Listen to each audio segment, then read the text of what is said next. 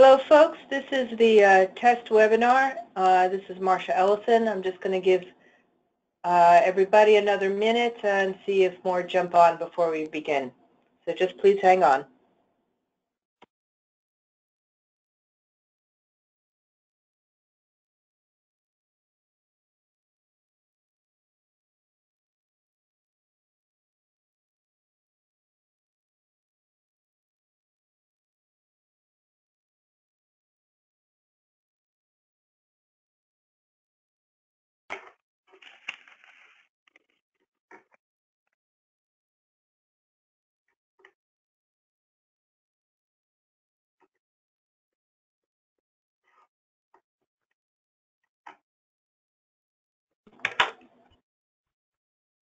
Good afternoon, everybody. So thank you very much for joining our test kickoff webinar this afternoon. So I am Marcia Ellison, and I'll introduce the rest of our staff and panel in just a moment.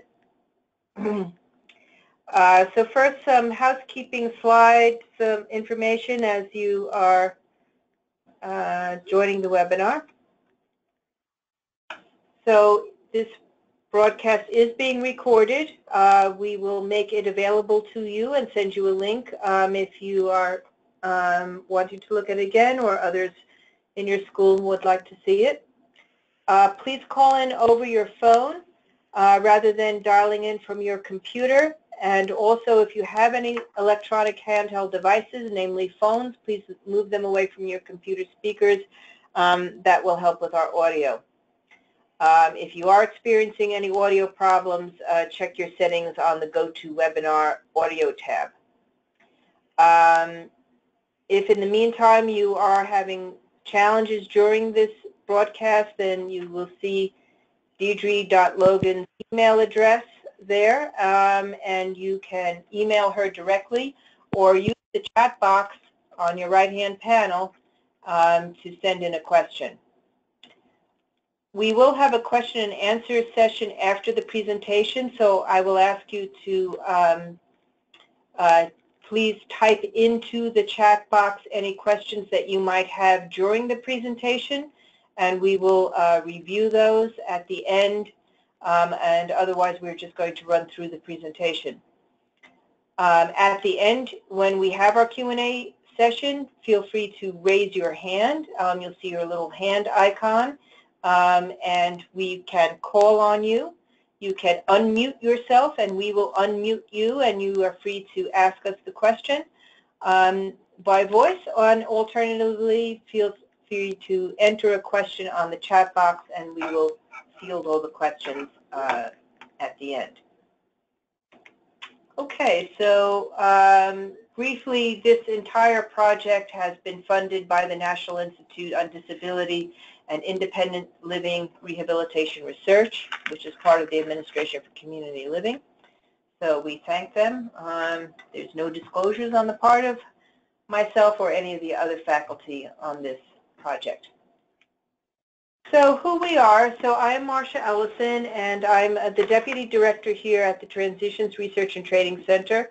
I am co-principal investigator of the test project with Kate Biebel, who is here with me now and will be presenting in a little bit. Laura Golden is our research coordinator. You may wind up hearing from her or getting emails from Laura, so please don't be surprised about that. We have some illustrious co-investigators with us.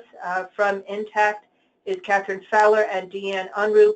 Deanne's on the phone today with us and can help us field questions. And also Sloan Huckabee is a consultant to this project, and you will be hearing from Sloan in a little bit as well. This is briefly a 5-year federal grant, and we are, I will review that in just a minute. Just one more thing about the agenda. I will go through the purpose of this webinar. We will describe how we got to where we are with developing the test practice guides, our pilot sites, and one of those being you guys there in Connecticut, our training plans, the data collection, some specifics for the pilot schools, and our next steps. Okay, so the rationale for the test practice guides and our process overview. So hopefully you have received, and if you haven't, you will receive our 3 practice guides. The practice guides were developed based on research that was conducted by Mary Wagner and Lynn Newman, and this is data from the National Longitudinal Transition Study. This was a national longitudinal study of special education students, and it followed them during their years in high school and then post-secondary. It went, I believe, up to 5 years follow-up period to find out what the outcomes were for these special education students across the country. It is really one of the best and sources of data to understand how special education transition planning is working for students. And we asked them to take a particular look at students with emotional behavioral disturbance to understand what their outcomes were and also what predicted better outcomes. So in the course of doing that, they came up with 3 predictors of better post-secondary outcomes, and those were the basis of our guides. So one was that students who had received instruction in high school on the purposes and process of transition planning, and especially on how to actively participate in them, were significantly more likely to obtain full-time employment after high school. So we call that student-led transition planning, and that was the first finding that we wanted to capitalize on. The second finding coming from Mary Wagner was around community partnerships. So in the NLTS-2 data, youth who had a college representative attend a transition planning meeting, an IEP transition planning meeting, had significantly higher rates of post-secondary education enrollment. You know, if you're wondering, you know, these were very carefully assessed for any kind of covariates, meaning this was a finding that irrespective of their any kind of demographic or socioeconomic status, irrespective of that, students had higher rates of post-secondary education enrollment when they were leading their transition plans. That finding was very similar to other findings from NTACT, formerly known as NASTAC, and that students who received transition assistance from between 3 and 6 community agencies during their transition planning period were also more likely to be engaged in post-secondary employment. So we have real research data to show that when community partners, and that means adult-serving agencies and post-secondary education representatives, are present at transition planning meetings, we have better outcomes for these particular students for whom the outcomes are poorest relative to all other disability groups. Finally, we saw the effects of career and technical education, and a concentration of 4 credits of CTE had significantly higher rates of employment at 2 years post-high school and at any time post-high school. So those 3 findings led directly to our 3 guides. We have a guide on career and technical education development in the IEP transition planning process, student-led transition teams, and adult agency representation in transition teams, which we call community partners. And Connecticut has been, we are very grateful that Connecticut has stood up to suggest that they would be happy to get some training on the student-led transition teams and community partners.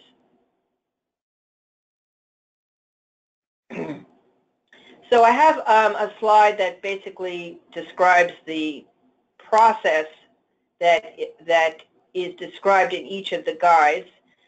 Briefly on community and technical education, which you guys won't be receiving as pilot schools. However, everyone on the call can get access to the 3 guides, including this one.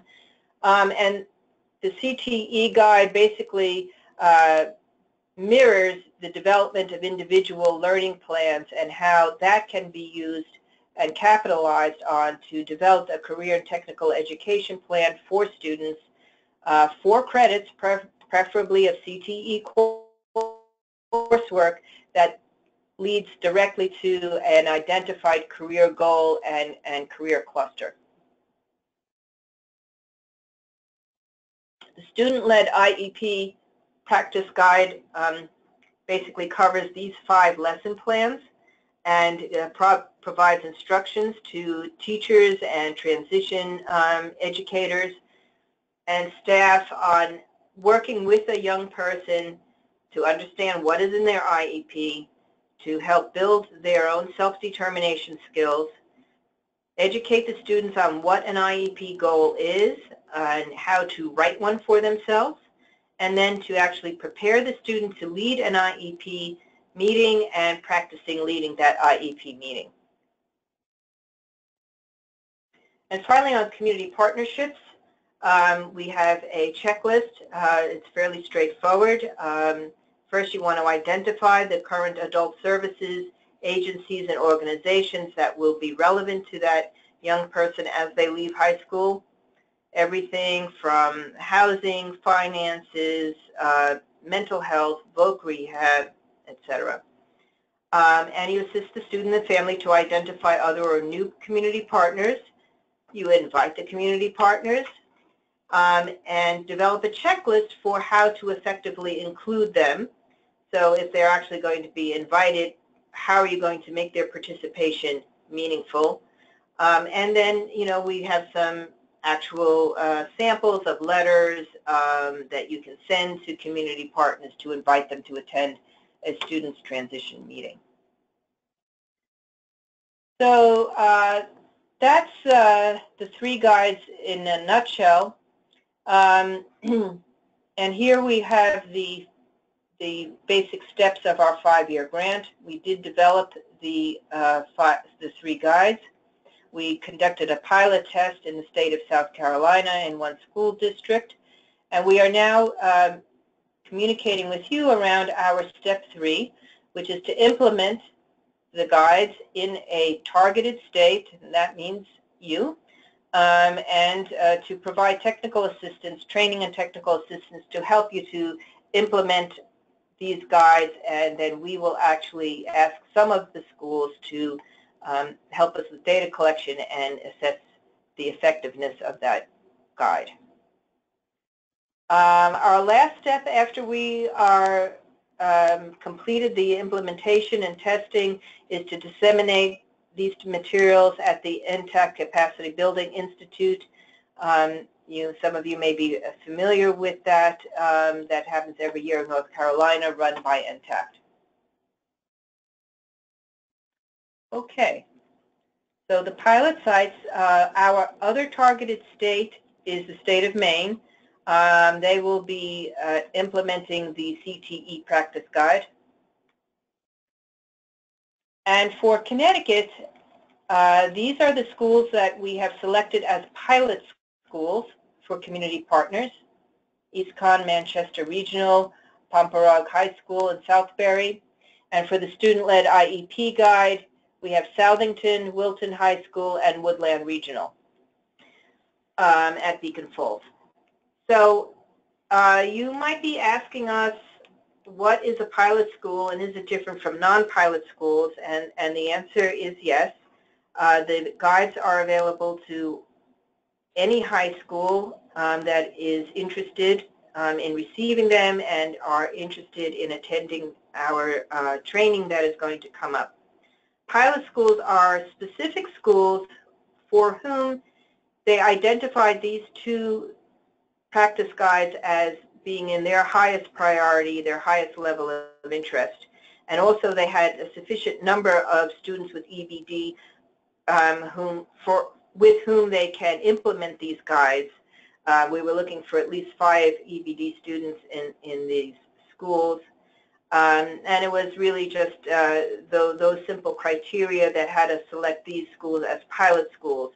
The main difference being that the pilot schools will be collecting some data for us and joining us in technical assistance calls and coaching throughout the year, and will receive a small stipend for helping us in that regard. Our champions on the state side are Pat Anderson, and we really appreciate all of your help, Pat, and also Missy Wrigley, as we are very delighted to have Missy's support as well as she moves into Pat's position. Okay, so that is it on the introduction to our 3 practice guides, and I'm going to turn this over now to Sloan Huckabee, who will describe the training plans.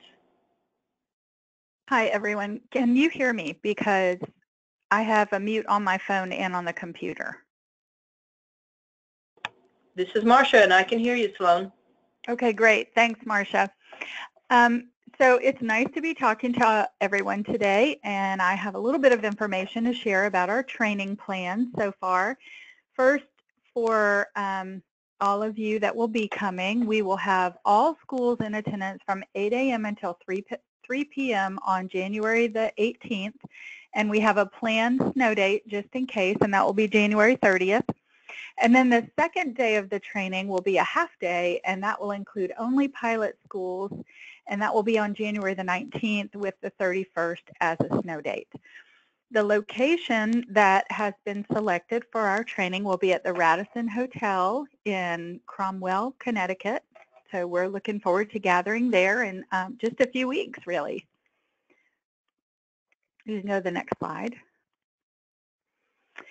We're going to have a little bit of homework for people to complete or work on prior to the full day of training. And I'm going to give some explanation about why we're doing this before I describe exactly what it is. We plan on sending out some documents, some guides, or some forms for you participants to fill out ahead of time so that we can be ready on the day of the training to jump right into what we're going to be doing and make it as relatable and as relevant to your particular settings as possible. So the idea is, like a lot of us do when we're teaching with students, is that we want to do some front loading before we get into the training. And the front loading we want to do is to have the people coming think about where they are now with the practices that they're going to be learning about implementing, and also where they would like to be. And so formulating some thoughts about what we hope to accomplish as people participating in this, the people coming to the training. What do we want to have happen at our schools? How do we want to most make these practices benefit us and our students? And also maybe get some thinking going around what kind of needs that you might particularly have, because these could be different between different places that want to implement these practices, and also what kind of unique strengths that each of y'all bring to the training and to the use of the curricula or the practice guides when we get started. And that's because there's going to probably be some rich interaction and exchange amongst everyone when we're doing this, and so we want everyone to benefit and maximize the things that are going to happen during our training. So with all of that said, we have some self-assessment self-assessment kind of activities planned, and we're working on those some more to have a look at the IEPs and the youth with emotional and behavioral disorders who have IEPs. Look at how the IEPs are planned, look at how the goals are stated, what they look like in terms of addressing post-school outcomes.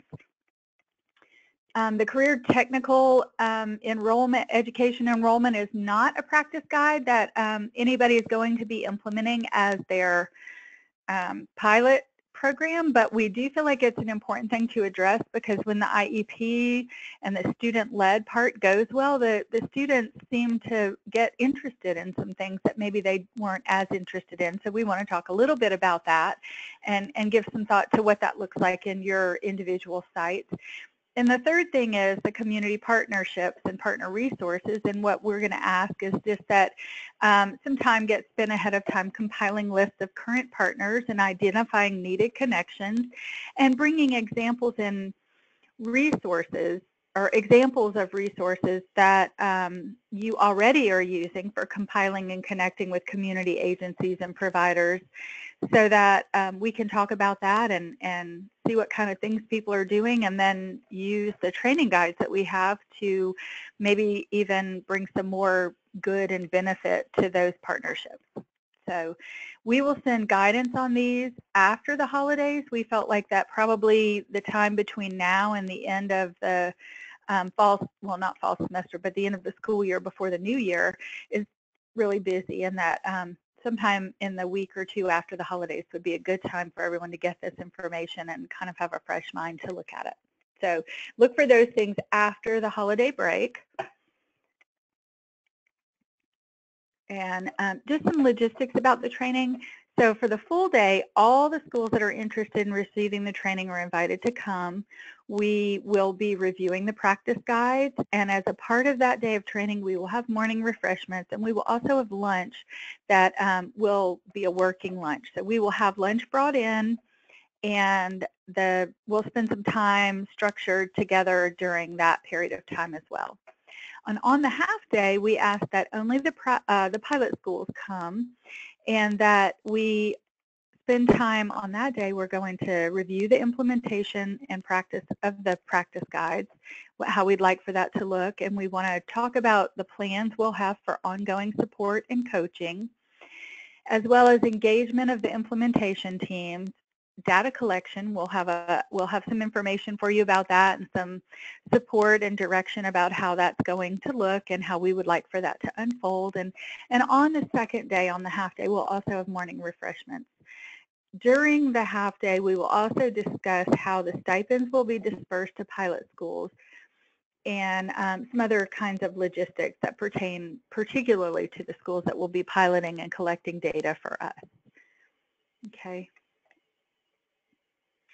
The next thing is just to cover who we are hoping the attendees would be. The pilot schools, we would like all implementation team leaders to come so that everyone can receive the training. And for the non-pilot schools, we ask that only a maximum of 3 people come so that we can make sure and have what we need for everyone and not be overwhelmed with bodies. We have asked that all attendees RSVP by December the 22nd. One person can RSVP, but we'll need all the names and the email address of each participant. Another thing that we have discussed and begun to make some plans for is to make it so that this training time can count as content out or contact hours for the participants. We feel like it's really important that teachers know about these projects, teachers and other school staff and employees, and we really want to value their time and show that we value it by creating a way to get some contact hours for them. And we will work together with our district contact people to make sure that we get that set up correctly and that everybody can have some credit for the time that they spend in training with us. Okay, one more.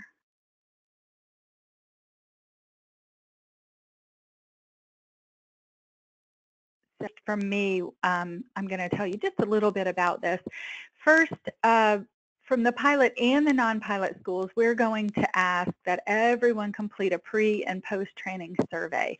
And this survey is just going to be a survey reflecting attitudes, beliefs, and awareness about the information in the practice guides.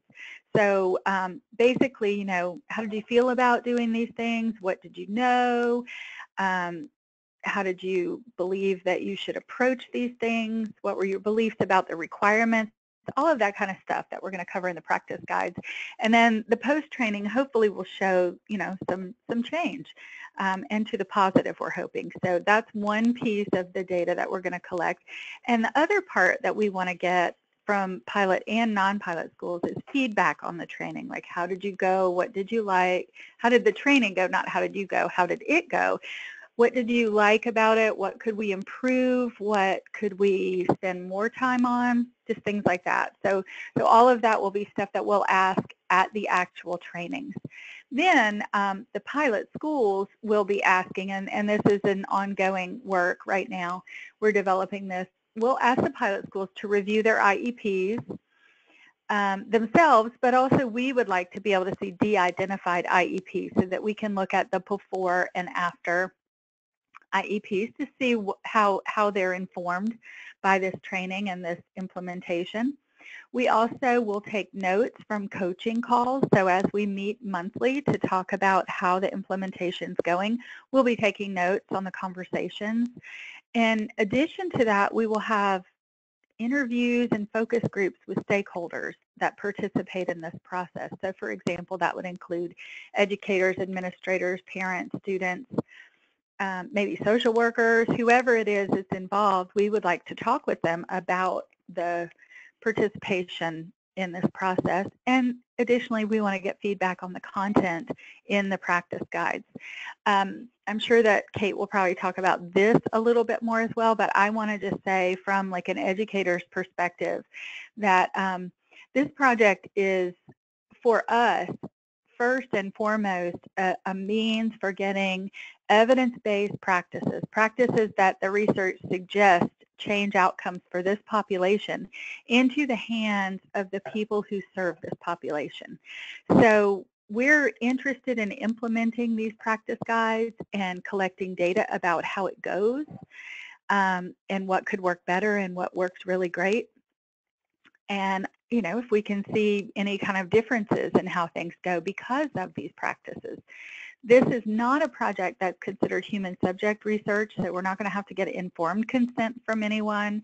And while we do anticipate that there will be some publications as a result of doing this project, these will be publications describing the project in particular and not evaluation data or data about individuals. Anything that we shared would be aggregated into kind of a big lump with no individual identifiers at all.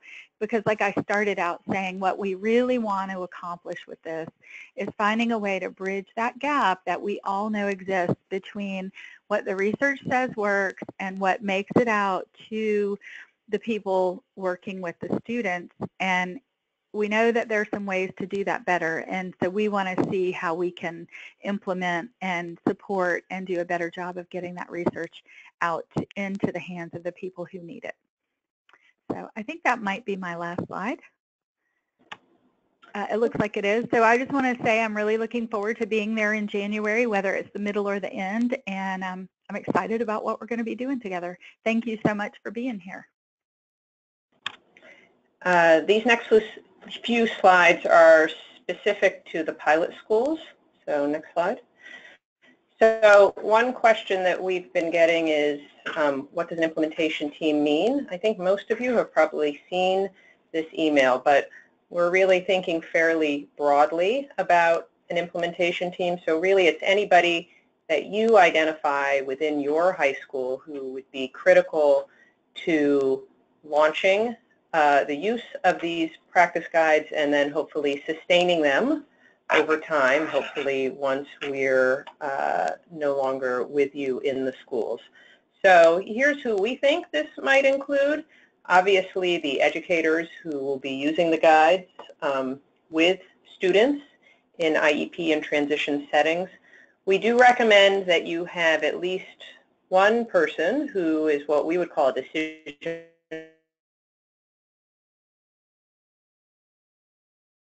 maker or somebody who can direct time and resources towards the installations. We also recommend that you have someone who's perhaps a school counselor, social worker, psychologist, somebody who's engaged with students, who are using the practice and who is working with the students in ways that are beyond thinking only about those in special education. And then we have this category of other. We really think that you know your school best, and so we encourage you to think creatively about who the key stakeholders in your particular school might be. If you have questions about potential folks in your school, or thinking maybe the presentation, you can reach out to us. You can also reach out to Pat and Missy. I know they have talked with some folks at some schools in terms of making decisions. There's no cap, really, on how many people are part of your implementation team. I do want to think about who these were folks that we want to be participating in regular, not only in the training, but also in the technical assistance and coaching calls that are going to take place throughout the year. So we'll want to be people who can commit some time to next time look like. So one question we've gotten a lot, which is an obvious one, is when do you actually start using the practice guides? Our hope is that that you will start using them immediately after the training. So for our folks in Connecticut here, that will be hopefully mid-January, but perhaps late, depending on snow.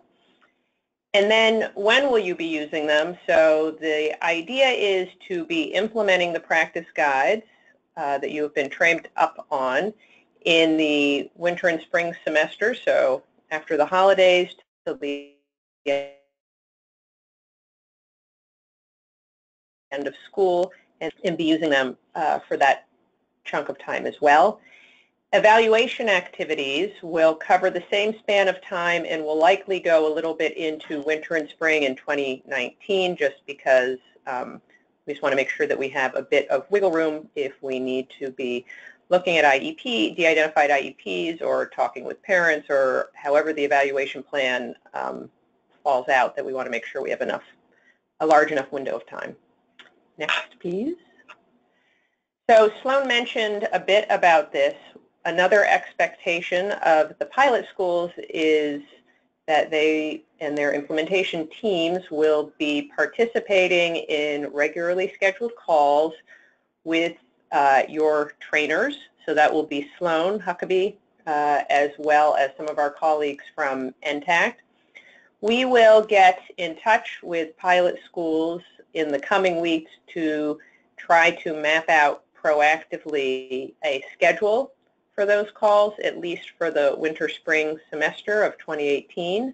We just would rather get it on the books now. We think it will probably be about monthly, and it really will be an opportunity to check in, see how folks are doing, do problem solving. We're also interested in feedback about the guides. You know, these guides are fairly finalized. Having said that, we're still really interested in people's feedback, and if there are things that really aren't working, then we want to know about that so that we can make adjustments as necessary.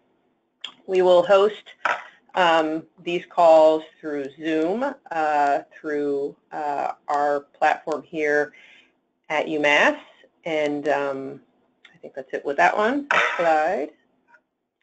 Next steps. So in December, for pilot schools only, we're going to be getting in touch with you about scheduling, trying to figure out what's a good time for the most folks who can do these coaching and implementation calls. The calls will be framed around the guides. So for example, student-led IEP, that will be one call a month. So all the pilot schools participating in that will all be on the same call. And the same will be true for community partners. And then in January, you'll get a set of emails from us. One will be sending you the practice guides ahead of time, because we'd like folks to have looked at the practice guides before they come to the training, so that we're all starting from the same starting point. We will ask you to register for the actual training. What I should have said here is that also in December, we will be trying to get some pre-registration numbers within the next week or two, and this is mostly around planning for food and space to make sure that we can accommodate everybody who wants to participate in the training. Next slide. Okay, so I think that's it with the formal presentation. Dee is now going to help us through questions. Take it away, Dee. All right, well, hi everyone, this is Shelley actually, and thanks for that presentation. I just wanted to clarify something from Patricia Anderson. She wants us to let everyone know that Missy Wrigley, who works for SCRC, CERC, will be helping the Connecticut State Department of Education out on this project when Pat retires in January.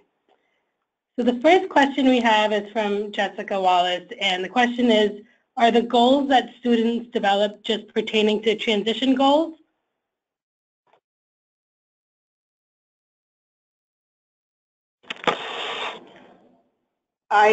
The answer is yes.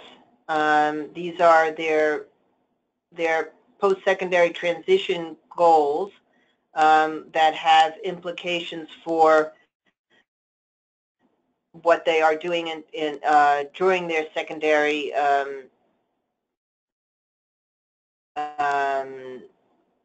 educational pursuits. So that if you were doing the CTE curriculum, that would be what courses you would be taking now in high school. Sloan or Dee might be able to correct me on that. And this is Deanne, and so for the student-led IEP, it would be, it could be transition-related goals related to employment, post-secondary education, training, and independent living. But those goals could encompass things that are academic or behavioral in nature also, based on the student's needs to prepare them for employment and post-secondary education, independent living, if that helps clarify it.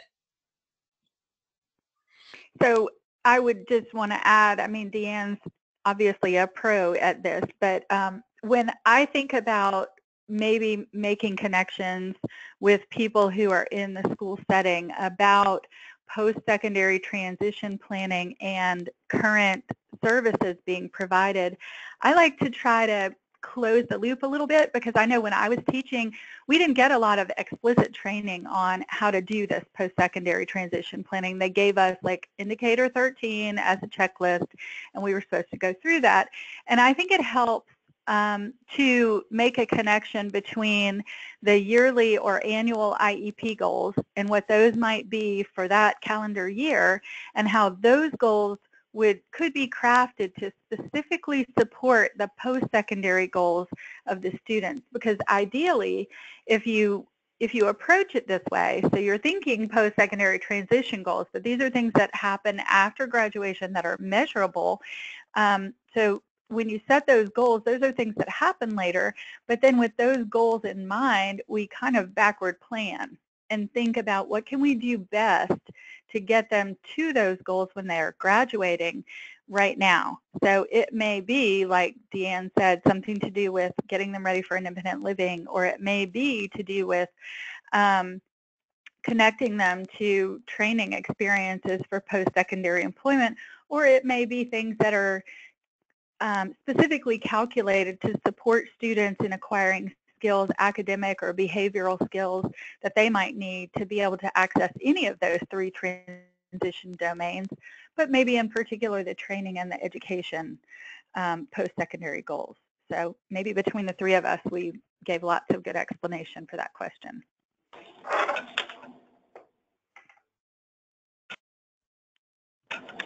All right, another question we have is, do we know who the non-pilot schools are? I believe there is only one non-pilot school in Connecticut. I think we had 7 schools who ultimately filled out. We had probably about 15 schools who said they were interested, and then about 7 schools that filled out the survey. And so I believe there is actually only one non-pilot school, and I couldn't tell you what it is off the top of my head. But you should, if you're on, anybody who's on this call should have received an email clarifying whether you're a pilot school or a non-pilot school.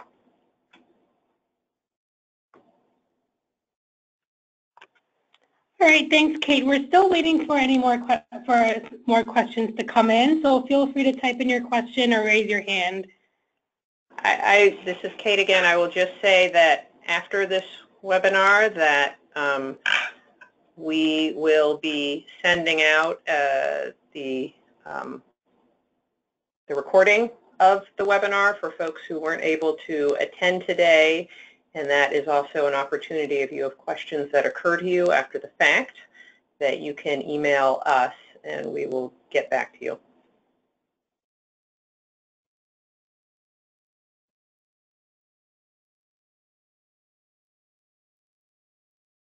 Any other questions come in, Shelley? We're still waiting on some more questions. Okay, we can give it another minute and see if anything's come in.